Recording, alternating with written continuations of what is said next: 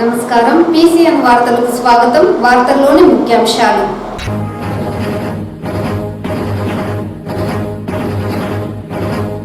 ప్రజా సమస్యల పరిష్కార వేదికలో భాగంగా అందిన ఫిర్యాదులపై ప్రత్యేక దృష్టి సారించి సమస్యల పరిష్కారానికి అధికార యంత్రాంగం తగు చర్యలు చేపట్టాలి. జిల్లా కలెక్టర్ సుమిత్ కుమార్ ఆదేశం.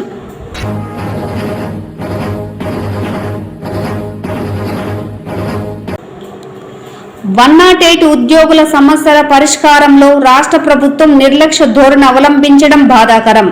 108 ఉద్యోగుల సంఘం జిల్లా అధ్యక్షులు శివకుమార్.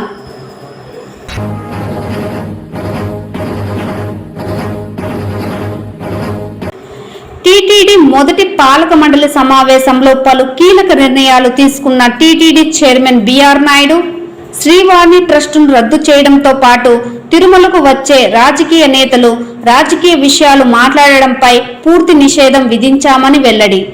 వార్తల్లోని వివరాలు.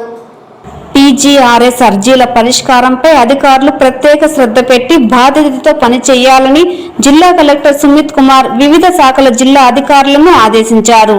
సోమవారం ప్రజా సమస్యల పరిష్కార వేదికలో భాగంగా జిల్లా సచివాలయంలోని నూతన గ్రీవెన్స్ హాల్ నందు జిల్లా కలెక్టర్, జిల్లా joint collector Vidyadhari, trainee collector Himavamshi, DRO Mohan Kumar, Chittoor RDO శ్రీనివాసులతో ప్రజల నుండి అర్జీలు స్వీకరించారు. ఈ సందర్భంగా కలెక్టర్ మాట్లాడుతూ పీజీఆర్ఎస్ అర్జీల పరిష్కారంపై అధికారులు ప్రత్యేక శ్రద్ధ పెట్టి అధికారులు పనిచేయాలని, ప్రతి అర్జీకి అర్థవంతమైన సమాధానమిస్తూ పరిష్కరించాలని, ప్రతి అర్జీని ఆడిటింగ్ చేయడం జరుగుతుందని, ప్రజల నుండి అందే ప్రతి అర్జీని త్వరితగతిన పరిష్కరించాలని, అర్జీల పరిష్కారంలో క్షేత్రస్థాయిలో అధికారులు సిబ్బందితో సమన్వయం చేసుకుని అర్థవంతమైన సమాధానాలు ఇవ్వాలన్నారు. ప్రజా సమస్యల పరిష్కార వేదికలో అందిన అర్జీల పరిష్కార ప్రగతిని ప్రతి వారం సమీక్షించడం జరుగుతుందని, అర్జీలు రీఓపెన్ అయినట్లయితే వాటికి గల కారణాలను వివరించాల్సి ఉంటుందన్నారు. మొత్తం 190 అర్జీలు రాగా అందులో రెవెన్యూ శాఖకు సంబంధించింది 161, Zilla Parishad 1, Panchayati Raj rural water supply 1, పోలీసుకు 4, డిసిహెచ్ఎస్ 1, రహదారులు మరియు భవనాల శాఖ 2, DRDA 5, DWAMA 4, APS PDCL 2, APSRTC 1, మెహ్మాకు 1, ఇరిగేషన్కు 2, ఎలక్షన్కు 1, ఎస్సీ కార్పొరేషన్కు 1, డీసీఓకు 1, గృహ నిర్మాణ సంస్థకు 2, వివిధ ప్రాంతాల నుండి వచ్చిన అర్జీదారులు సమస్యలను జిల్లా collector, joint collector, trainee collector, డిఆర్ఓలకు అందజేశారు. ఈ కార్యక్రమంలో వివిధ శాఖలకు సంబంధించిన జిల్లా అధికారులు తదితరులు పాల్గొన్నారు.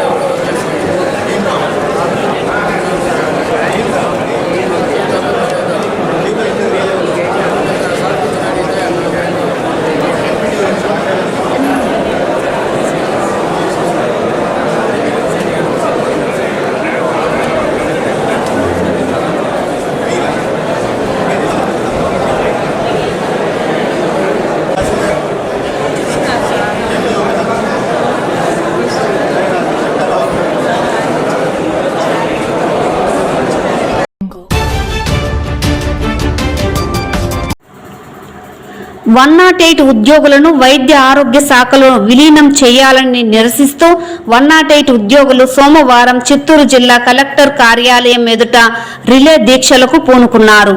ఈ సందర్భంగా 108 జిల్లా అధ్యక్షులు శివకుమార్ మాట్లాడుతూ 108 ఉద్యోగులు రాత్రి పగలు తేడా లేకుండా ప్రజలకు సేవలు అందిస్తున్నారని తెలిపారు.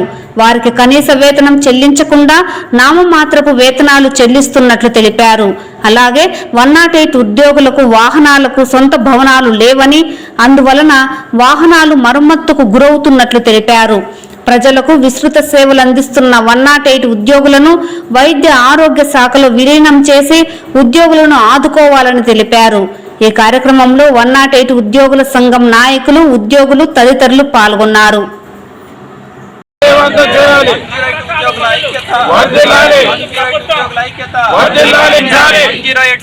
ప్రభుత్వమే 8 గంటల పని విధానం అమలు చేయాలి. జిందాబాద్ జిందాబాద్ జిందాబాద్. నిరంతరం శ్రమిస్తూ ఉన్నాము.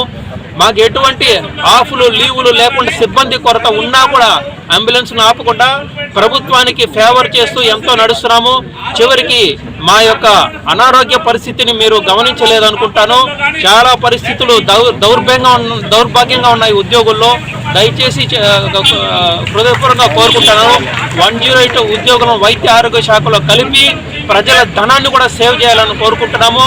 108 ఉద్యోగులకు 8 గంటల పని విధానం కానీ, 108 ఉద్యోగులు ప్రమాదవశాత్తు కానీ సహజ మరణం పొందినప్పుడు కానీ చనిపోతే వాళ్ళకి ఎక్స్గ్రేషియా అమౌంట్ 25 లక్షల రూపాయలు కూడా అందించాలని కోరుకుంటున్నాము. 108 వాహనము అది ప్రభుత్వ నిధి. 108 వాహనం అది ప్రభుత్వంది, ప్రజలది. ఆ 108 వాహనానికి శాశ్వత భవనాలు ఇప్పటి వరకు లేదు. అది ఎండలో కానీ వర్షంలో కానీ ఉంటూ మరమ్మతులు కూడా గురి అవుతున్నాయి. కాబట్టి శాశ్వత భవనాన్ని కూడా కల్పించాలని కోరుకుంటున్నాము.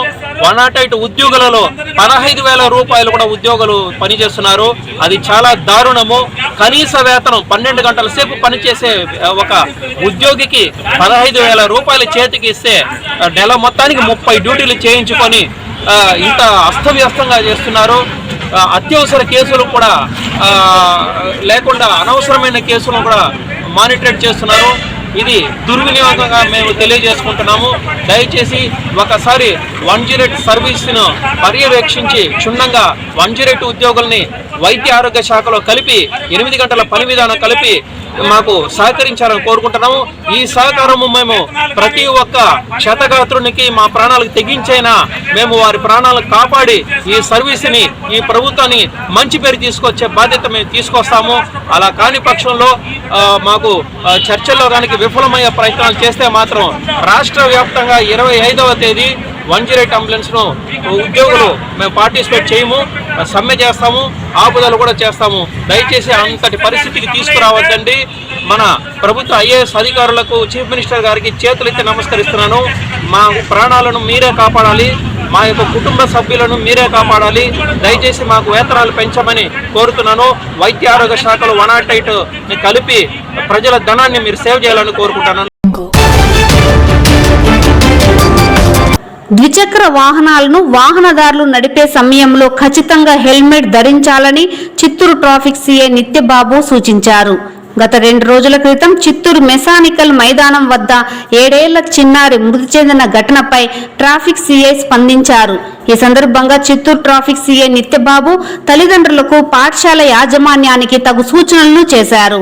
అనంతరం ఆయన మీడియాతో మాట్లాడుతూ ఇటీవల 2వ తరగతి చదువుతున్న బాలుడు చిత్తూరు నగరంలో మృతి చెందిన విషయం అందరికీ తెలిసిందేనని, ఇందులో భాగంగా గృహిణులు పిల్లలను స్కూలుకు తీసుకుని వెళ్లేటప్పుడు కంగారు పడకుండా డ్రైవింగ్ చేయాలని, హెల్మెట్ తప్పనిసరిగా ఇద్దరూ ధరించాలన్నారు. పాఠశాల యాజమాన్యం ప్రార్థనా సమయంలో ట్రాఫిక్ నిబంధనలపై విద్యార్థులకు అవగాహన కల్పించాలన్నారు. పాఠశాలకు కాస్త ఆలస్యంగా వచ్చే పిల్లలపైన, తల్లిదండ్రులపైన ఒత్తిడి తేవద్దని విజ్ఞప్తి చేశారు. ప్రతి ఒక్కరూ ట్రాఫిక్ నిబంధనలు పాటించడం వల్ల ప్రమాదాల నుండి బయటపడవచ్చునని అన్నారు.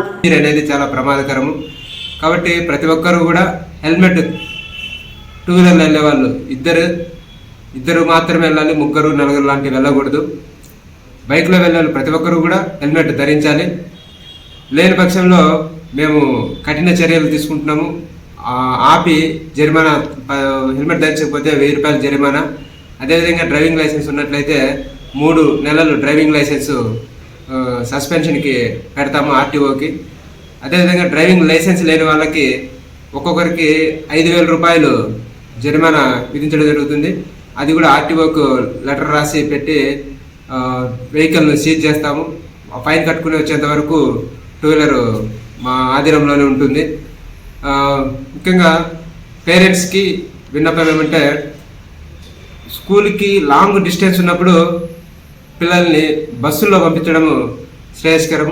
ఆర్థిక పరిస్థితుల దృష్ట్యా బస్సుకు బేర్ చేయలేనప్పుడు ఆటో కానీ ఇంకా 2-వీలర్లోనే ఇంకా తప్పనిసరిగా తీసుకెళ్లాలనుకున్నప్పుడు ఖచ్చితంగా హెల్మెట్ ధరించడము, తొందరగా టైం అవుతుందని హరివేరిగా వెళ్ళడం కాకుండా అర్లీ టు స్టార్ట్, సేఫ్గా డెస్టినేషన్ రీచ్ అవ్వాలి. కాబట్టి తొందరగా అనుకున్న టైం కంటే ఒక 5 నిమిషాలు ముందే బయలుదేరండి.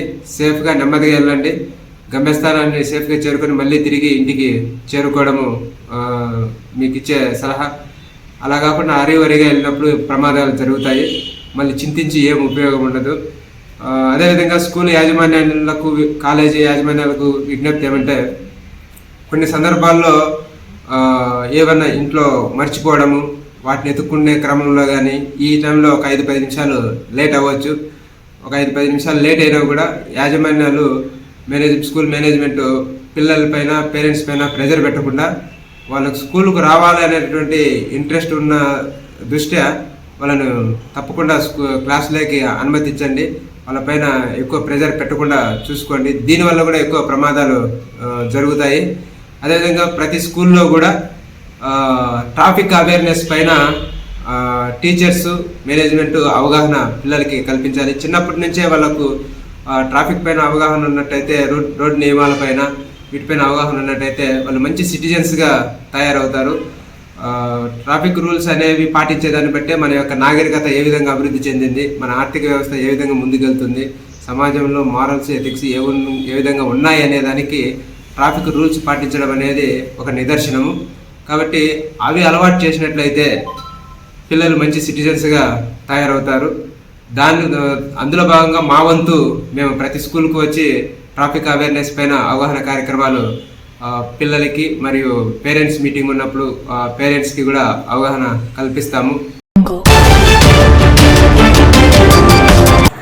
ప్రస్తుత కూటమి ప్రభుత్వం ఆశా వర్కర్లకు ఇచ్చిన హామీలను నెరవేర్చడంతో పాటు వారికి ఉద్యోగ భద్రత కల్పించని పక్షంలో పోరాటాలను మరింత ఉధృతం చేస్తామని ఆశా వర్కర్లు తెలిపారు. ఆశా వర్కర్ల సమస్యలు పరిష్కరించాలని డిమాండ్ చేస్తూ సిఐటియు ఆధ్వర్యంలో సోమవారం ఆశా వర్కర్లు చిత్తూరు జిల్లా కలెక్టర్ కార్యాలయం ఎదుట ధర్నా నిర్వహించారు. ఈ సందర్భంగా సిఐటియు నాయకులు గంగరాజు ఆశా వర్కర్లను శిశు సంరక్షణ పేరుతో రాష్ట్ర ప్రభుత్వం నియమించుకుందని తెలిపారు. ఆశా వర్కర్లకు పని భారం పెంచి వెట్టి చాకరీ చేయిస్తోందని విమర్శించారు. వెంటనే ఆశా వర్కర్లకు కనీస వేతనం అమలు చేయాలని డిమాండ్ చేశారు. పిఎఫ్, ఈఎస్ఐ బెనిఫిట్స్ ఇవ్వాలని డిమాండ్ చేశారు. ఈ కార్యక్రమంలో పలువురు ఆశా వర్కర్లు తదితరులు పాల్గొన్నారు.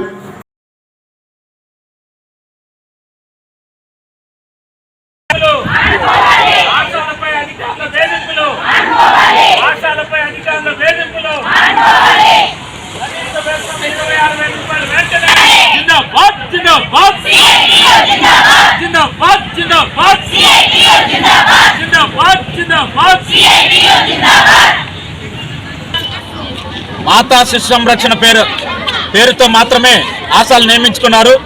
ఈరోజు వాళ్ళు మన శిశువులని, అదేవిధంగా తల్లి బిడ్డలను మాత్రమే సంరక్షణ చేయాలి, ఇది వాళ్ళ పని. కానీ ఈరోజు ఆ పని కాకుండా అనేక రకాల పనులు, ఈరోజు టీబీ టెస్టుల దగ్గర నుంచి అన్ని రకాల పనులు ఈరోజు ఆశా వర్కర్ల దగ్గర చేయిస్తున్నారు. ఇది అదనపు భారం. అందువల్ల రాష్ట్ర ప్రభుత్వం ఏదైతే లక్ష్యం అనుకుందో ఆ లక్ష్యాన్ని నీరుగారుస్తున్న పరిస్థితి మనం చూస్తున్నాం. అందువల్ల ఈ రాష్ట్ర ప్రభుత్వం ప్రతిపక్షంలో ఉన్నప్పుడు ఆశా కార్మికుల పోరాటం సందర్భంగా మేము అధికారంలోకి వస్తే ఆశా కార్మికుల మీద పని భారం తగ్గిస్తాం, కనీస వేతనాలు అమలు చేస్తాం, వాళ్ళ పని ఏది ఉందో ఆ పని వరకే చేయిస్తామని చెప్పి స్పష్టమైన హామీ ఇచ్చింది. మరి ఆ హామీని ఈ రోజు వరకు ఇప్పటివరకు నెరవేరలేదు. మన పెట్టిన బడ్జెట్లో కూడా ఈరోజు నేషనల్ హెల్త్ స్కీమ్కి బడ్జెట్లో కోత పెట్టారు. అందువల్ల బడ్జెట్ అదనంగా ఇవ్వాలని చెప్పి ఈరోజు ఆశా పనుల వరకే చేయించాలని చెప్పి సుప్రీంకోర్టు ఏదైతే చెప్పిందో ఈరోజు కనీస వేతనం 26,000 రూపాయలు, గ్రాట్యుటీ అమలు చేయాలని చెప్పి, ఈఎస్ఐ పిఎఫ్ అమలు చేయాలని చెప్పి మేము సిఐటిగా డిమాండ్ చేస్తున్నాం. ఈరోజు రాష్ట్రంలో అన్ని రకాల ప్రభుత్వ సంక్షేమ పథకాల్లో కీలక పాత్ర పోషిస్తున్నది ఆశా కార్మికులు. మనం గతంలో చూసాం, మొత్తం గత ప్రభుత్వాలకు కూడా చాలా ప్రతిష్ట తీసుకొచ్చిన వాటిలో కరోనా సమయంలో చాలా కీలక పాత్ర పోషించారు. అలాంటి కీలక పాత్ర పోషిస్తున్న ఆశా కార్మికుల్ని ఈరోజు వెట్టి చాకరీ పేరుతో చాలా ఇబ్బందులకు గురి చేస్తున్నారు. ఇప్పటికే చాలా మంది ఆత్మహత్య చేసుకొని చనిపోయిన పరిస్థితి ఈ రాష్ట్రంలో చూస్తున్నాం. అందువల్ల ఆశా కార్మికుల న్యాయమైన డిమాండ్ల కోసం ఈ రాష్ట్ర ప్రభుత్వం ముందుకు రాకపోతే భవిష్యత్తులో పోరాటాన్ని ఉధృతం చేస్తామని చెప్పి సిఐటికి హెచ్చరిక చేస్తున్నాం.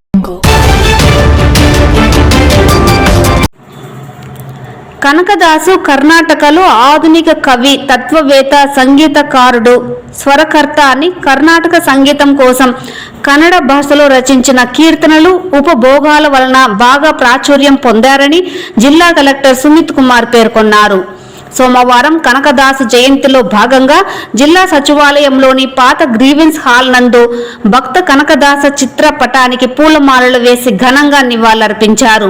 ఈ సందర్భంగా కలెక్టర్ మాట్లాడుతూ కనకదాసు కర్ణాటక రాష్ట్రంలో హవేరి జిల్లా బాద గ్రామంలో బీర్గౌడ బాచమ్మ దంపతులకు 1509 సంవత్సరంలో జన్మించారన్నారు. కనకదాసు బాగా చదువుకొని సమాజాన్ని అన్ని కోణాలలో సూక్ష్మ పరిశీలన చేశారని, చిన్న వయసులోనే నరసింహ స్తోత్రం, రామధ్యాయ మంత్రం, మోహన తరంగిణి అనే కవిత్వాలను రచించారన్నారు. కనకదాసు సామాన్యులకు అర్థమయ్యే విధంగా కన్నడ భాషలో రచనలు చేస్తూ కీర్తనలు రాస్తూ వేదాంతాన్ని అభ్యసించి గొప్ప కృష్ణ భక్తుడయ్యారన్నారు. తన సైనిక వృత్తిని విడిచిపెట్టి తత్వజ్ఞానాన్ని పామరులకు అర్థమయ్యేలా సంగీత సాహిత్యాలతో కూర్చి అందించేందుకు తన జీవితాన్ని అంకితం చేశారన్నారు. కనకదాసుకు ఉడిపితో ఒక ప్రత్యేక అనుబంధం ఉందన్నారు. ఈ కార్యక్రమంలో ZP chairman Govindappa Srinivasulu, DRO Mohan Kumar, DEO Varalakshmi, జిల్లా బీసీ వెల్ఫేర్ అధికారి Rabbani Basha, social welfare DD Rajyalakshmi, ED BC corporation Sridevi, జిల్లా ఎంప్లాయ్మెంట్ అధికారి Padmaja, DPO Parvathi, collectorate AO Kulasekhar, ఇతర సంబంధిత అధికారులు, సిబ్బంది పాల్గొన్నారు.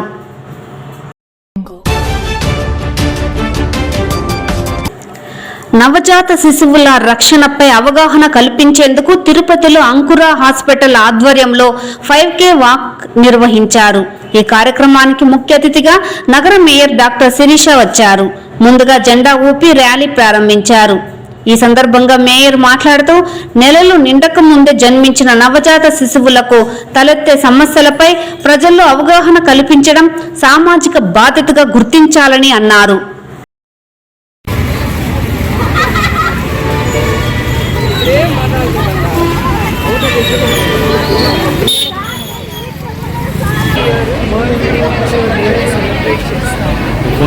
ఇవాళ తిరుపతిలో అంకుర హాస్పిటల్ బ్రాంచ్ తరఫున ఇవాళ 5K వాక్ ఇవాళ ఈ సందర్భంగా ఆర్గనైజ్ చేయడం జరిగింది. సో ఇందులో అందరం కలిసి 5K వాక్ మెయిన్ దీని ఉద్దేశం ఏంటంటే ప్రజల్లో ప్రీ మెచ్యూరిటీ గురించి అవగాహన కల్పించాలని ముఖ్య ఉద్దేశం. ప్రీ మెచ్యూరిటీ అంటే మనకు నెలలు తక్కువ బిడ్డలు అనేది వింటుంటాం. అంటే మనకి మొత్తంగా ప్రెగ్నెన్సీ గర్భం అనేది 40 వారాలు అయితే 37 వారాల లోపు డెలివరీ అయితే వాళ్ళందరినీ కూడా ప్రీ మెచ్యూర్ బేబీస్గా మనం అంటాము. అలాగే ప్రీ మెచ్యూరిటీ అనేది చాలా common cause neonatal death.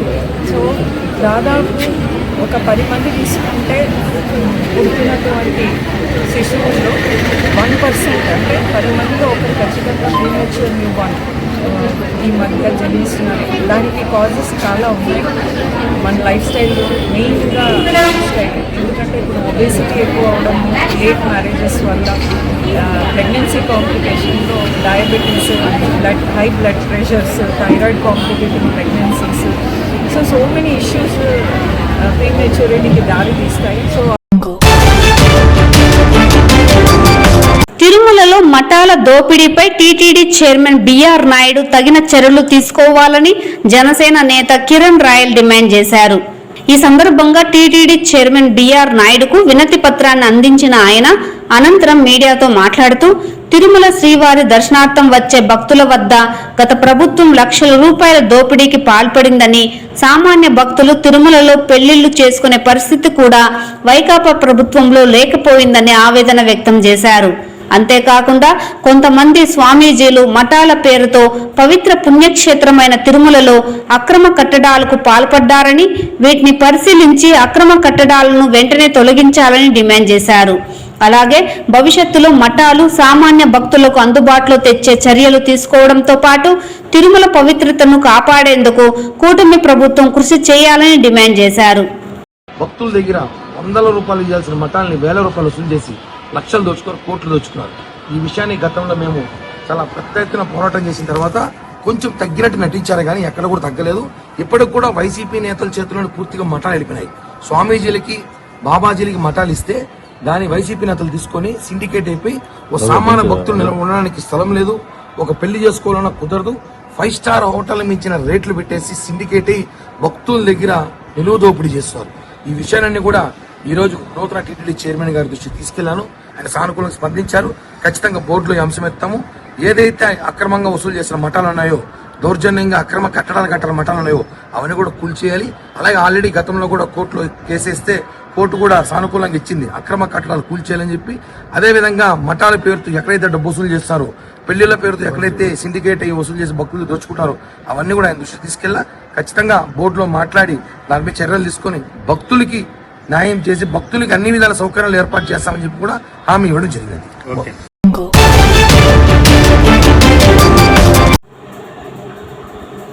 TTD పాలక మండలి కీలక నిర్ణయం తీసుకుంది. శ్రీవాణి ట్రస్టును రద్దు చేయాలని తిరుమల తిరుపతి దేవస్థానం నిర్ణయం తీసుకుంది.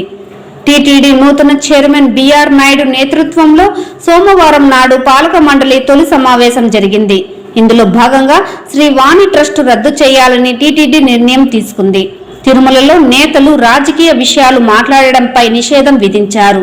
తిరుమలకు టూరిజం ప్యాకేజీలన్నీ రద్దు చేస్తూ పాలక మండలి కీలక నిర్ణయాలు తీసుకుంది.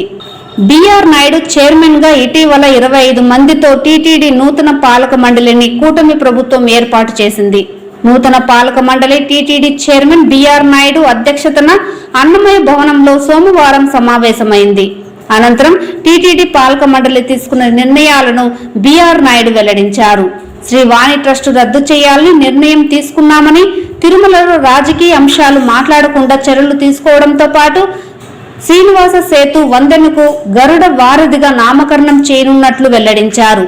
అంతేకాకుండా తిరుమల డంపింగ్ యార్డులోని చెత్తను వచ్చే 3 నెలల్లో తొలగించేందుకు చర్యలు తీసుకోవడంతో పాటు శారదా పీఠం లీజును రద్దు చేసి స్థలాన్ని టీటీడీ స్వాధీనం చేసుకుంటుందని పేర్కొన్నారు.